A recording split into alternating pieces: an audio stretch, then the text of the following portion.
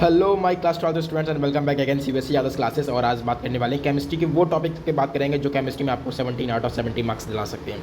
यानी कि क्लास 12 की केमिस्ट्री कहीं ना कहीं आपकी जिस तरीके से आपका बोर्ड एग्जाम बन रहा है उस हिसाब से आपकी क्लास 12 की केमिस्ट्री टफेस्ट बनती हुई जा रही है। और आपका बोर्ड एग्जाम भी बहुत हाई कंडक्ट करा रही है सीबीएसई।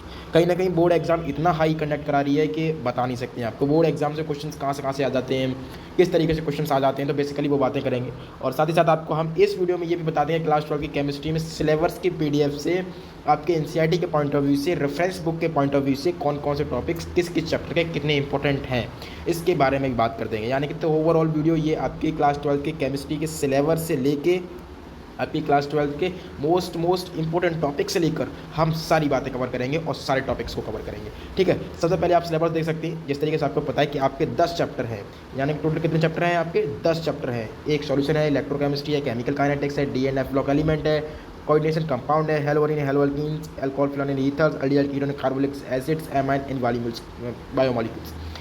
कुल मिला के आपके 5 जो हैं वो ऑर्गेनिक केमिस्ट्री के, 2 हैं वो इनऑर्गेनिक ने और फिजिकल केमिस्ट्री के। इस तरीके से 3 तरह की केमिस्ट्री आपके क्लास 12 की केमिस्ट्री में ऐड है।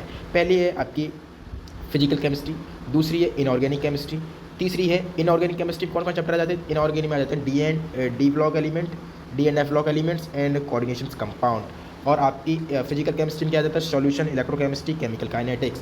और जो ऑर्गेनिक केमिस्ट्री है वो उसमें क्या जाता है alcohol fluorine ether, haloarenes and haloalkanes, aldehyde ketone carboxylic acids, amines and biomolecules. ये चैप्टर्स आपके क्या आ जाते हैं? ये चैप्टर्स आपके क्लास 12 की फिजिक्स के ऑर्गेनिक में आ जाते हैं। ठीक है, यहाँ पर आप देख सकते हैं पीरियड्स रखे 10 टॉपिक्स 12 टॉपिक्स, मतलब पीरियड्स टॉपिक्स का मतलब होता है पीरियड्स को हम टॉपिक्स बोलते हैं। ठीक है, और यहाँ आपको मार्क्स वेटेज रखा है। सबसे ज़्यादा इलेक्ट्रोकेमिस्ट्री का वेटेज है सबसे ज़्यादा, फिर एल्डिहाइड कीटोनिक कार्बोलिक एसिड्स का है जो कि आपका 8 नंबर का है, और इलेक्ट्रोकेमिस्ट्री आपके 9 नंबर का है। तो कहीं ना कहीं ये चैप्टर्स पे आपको ध्यान पड़ेगा, 1-2 नंबर का डिफरेंट है दोनों में। ठीक है, आगे बढ़ते हैं।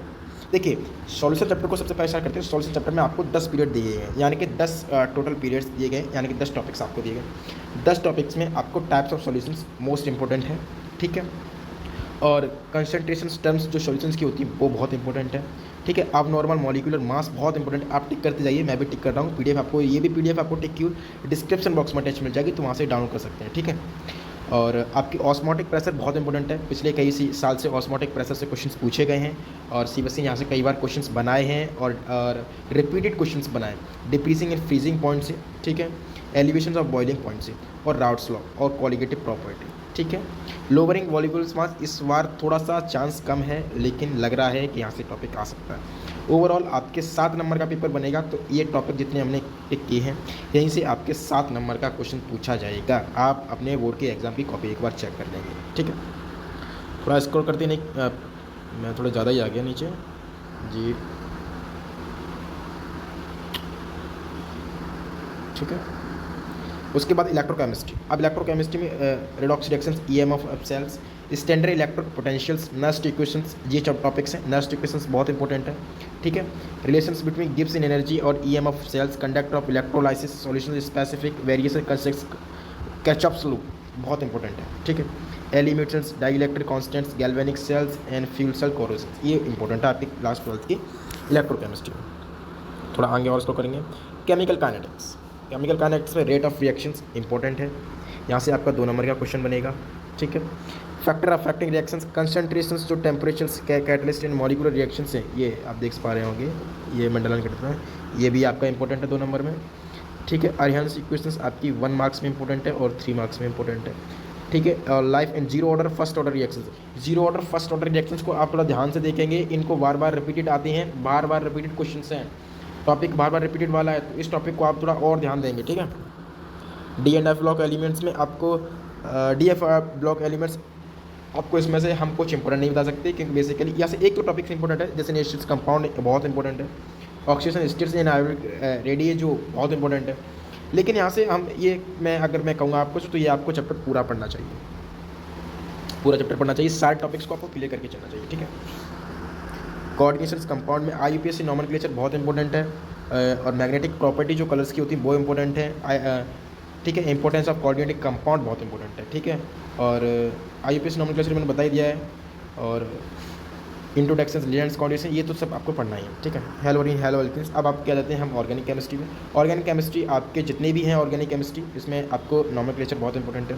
हेलोरीन्स में सी कार्बन बॉन्ड्स बहुत इंपॉर्टेंट है, ठीक है। यूजेस ऑफ टेट्राक्लोराइड एंड टेट्रावोलेंट, ये भी आपके 10 पीरियड्स में बहुत इंपॉर्टेंट है। Alcohol fluorine, nomenclature IUPAC nomenclature तो आपको सबसे इंपॉर्टेंट है। सारी ऑर्गेनिक केमिस्ट्री में आपको आईयूपीएसी नॉमेनक्लेचर एक अच्छी तरीके से आना चाहिए, तो आप नॉमेनक्लेचर्स की प्रैक्टिस करेंगे काफ़ी अच्छी, ठीक है।